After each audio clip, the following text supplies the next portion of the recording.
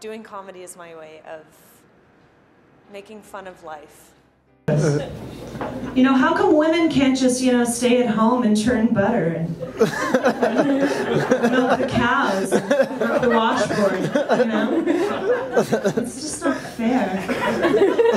Even though I'm a female, I can also, you know, be included in industries that don't typically have a lot of females in them. Just to put you at ease, I want to let you know that I consider it my civic duty to make a point not telling menstruation jokes. Period. I ended up getting into theater. I went to an arts high school.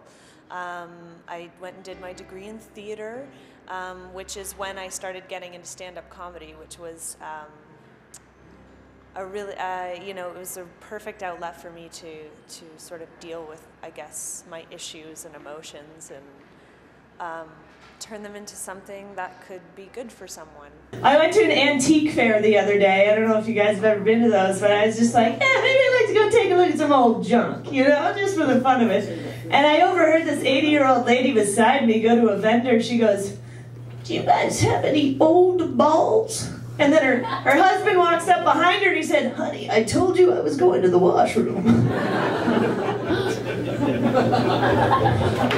Your stuff I've seen you act before, and it's a little, shall we say, risque.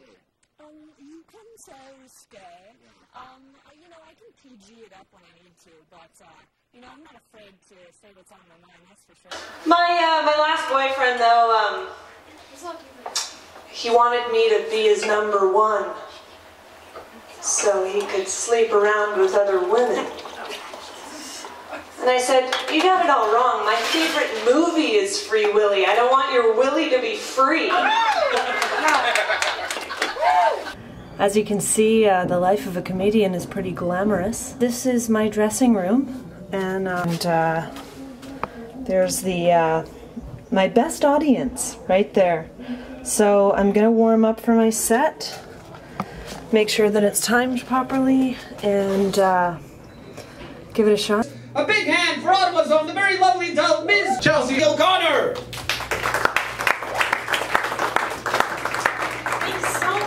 Thanks so much. Pleasure to be here tonight. I don't really see the point in drinking unless you're surrounded by ugly people, you know. Seeing as it's mostly comedians here tonight, bartender, make that a double. Just kidding, guys. You're beautiful on the inside. Oh, you guys are pretty beautiful. You seem like it anyway. Speaking of beautiful people, I don't know if you guys watched the Grammys the other night. And, you know, if you didn't watch the Grammys, the Black Eyed Peas actually walked away with 3 Grammys. And I find, yeah, woohoo! I find that very impressive, you know, considering I didn't even know lentils could talk, so that's kind of random, you know. So clearly my dating life has not been going so well. So I bought myself my first electric guitar, which is really exciting. And I've been playing it a lot, and I'm thinking of renaming my band Vag Against the Machine. It's a toss-up. I was thinking, well, maybe I should just call it Rage Against the Vagine. Either one will work, you know. Because currently my band name is Grand Canyon Pussy, so I think either 3 of those band names will really fly, you know. There's so many pressure on women these days, you know. We're expected to wax and pluck and shave. You know, the worst is when you get razor burn and it looks like an STD. You know, look at the guy and the guy's like, "Girl, you got some splaining to do." And I'm like, I'm on a student budget.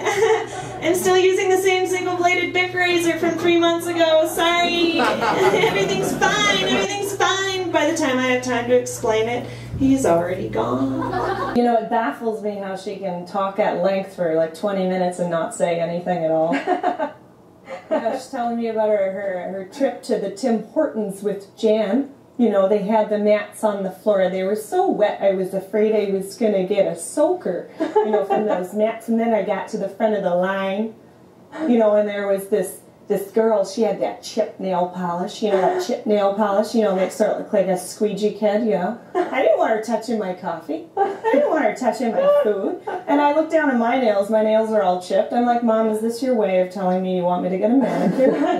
She's like, well, I didn't notice. My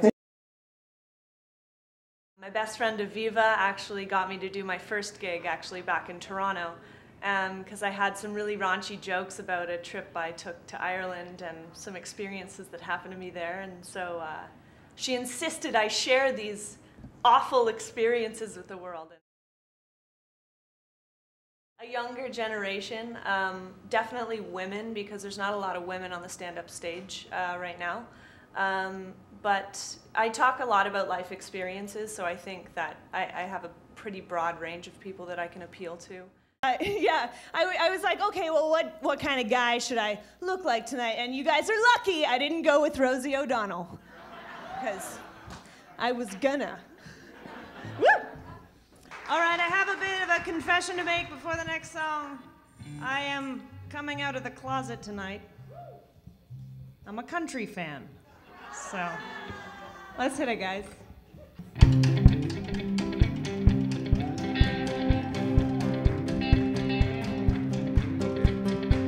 Got married in a fever, hotter than a pepper sprout.